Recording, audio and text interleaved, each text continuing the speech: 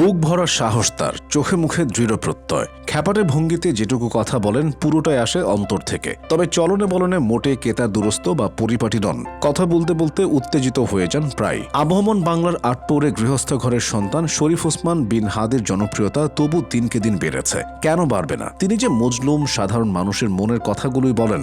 নিম্ন মধ্যবিত্ত পরিবার থেকে উঠে আসা ওসমান হাদি 2024 সালের বৈষম্য বিরোধী আন্দোলনে ভূমিকার জন্য ব্যাপক পরিচিত তিনি। নিম্ন মধ্যবিত্ত পরিবার থেকে উঠে আসা ওসমান হাদি 2024 সালের বৈষম্য বিরোধী আন্দোলনে ভূমিকার জন্য পরিচিতি পান। জুলাই গণ অভ্যুত্থান ও আওয়ামী লীগ নিষিদ্ধ আন্দোলনে হয়ে ওঠেন অন্যতম পরিচিত মুখ। 24-এ ছাত্র জনতার জুলাই গণ অভ্যুত্থান থেকে অনুপ্রাণিত হয়ে তিনি গড়ে তোলেন সাংস্কৃতিক সংগঠন ইনকিলাব মঞ্চ।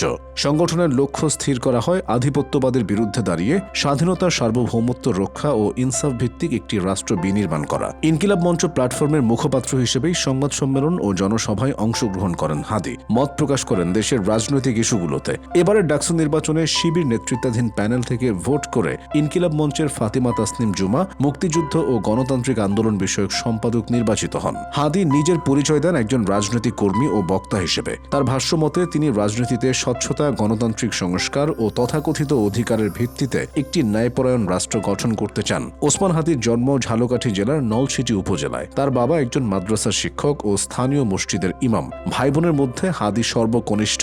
হাদির প্রাতিষ্ঠানিক শিক্ষাজীবন শুরু হয় ঝালকাঠির নেসারাবাদ কামিল মাদ্রাসায়। সেখান থেকে আলিম সম্পন্ন করার পর 2010-11 শিক্ষাবর্ষে ঢাকা বিশ্ববিদ্যালয়ের রাষ্ট্রবিজ্ঞান বিভাগে ভর্তি হন। পরবর্তীতে রাজধানীর রামপুরা এলাকায় বসবাস শুরু করেন। জুলাই আন্দোলনের সমন্বয়ক হিসেবে তিনি রামপুরা এলাকাতেই সাংগঠনিক কর্মকাণ্ড সম্পন্ন করেন। মাদ্রাসায় পড়াশোনা করায় এবং ভাষা ও পোশাকের কারণে তিনি শিবির বা হিজবুত তাহরিরের কিনা অনেকে সেই সন্দেহ প্রকাশ করতেন। তবে সহকর্মীরা বলছেন জুলাই অভ্যুত্থানের আগে কোনো রাজনৈতিক দলের সঙ্গে সম্পৃক্ত ছিলেন না হাদি, বরং সাংস্কৃতিক অঙ্গনে কাজ করতেন। একাধিক বইও লিখেছেন। একসময় ইংরেজি শেখার কোচিং সেন্টার সাইফোর্সে শিক্ষকতা করেছেন হাদি। সর্বশেষ ইউনিভার্সিটি অব স্কলার্স নামে একটি বেসরকারি বিশ্ববিদ্যালয়ে তিনি শিক্ষকতা করছিলেন বলে জানিয়েছেন ইনকিলাব মঞ্চের কর্মীরা। আওয়ামী লীগের বিরুদ্ধে সোচ্চার ওসমান হাদি আন্তর্জাতিক অপরাধ ট্রাইব্যুনালে শেখ হাসিনার মৃত্যুদণ্ডের রায়ের পর বলেন, এই রায় পুরো পৃথিবীর জন্য নজির স্থাপন করেছে। চলতি বছর এনসিপির ডাকা মার্চ টু গোপালগঞ্জ কর্মসূচিতে পর হাদি গোপালগঞ্জ জেলা ভেঙে দেওয়ার আহ্বান জানান।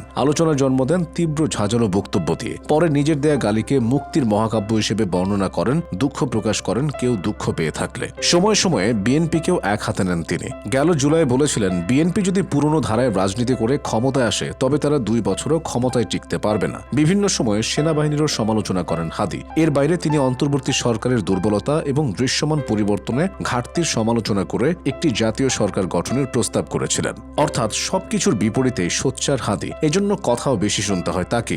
গত নভেম্বর মাসেই নিজের ফেসবুক পেজে জানান, দেশি বিদেশি অন্তত 30টি ফোন নম্বর থেকে তাকে ফোন এবং মেসেজ পাঠিয়ে হুমকি দেওয়া হচ্ছে।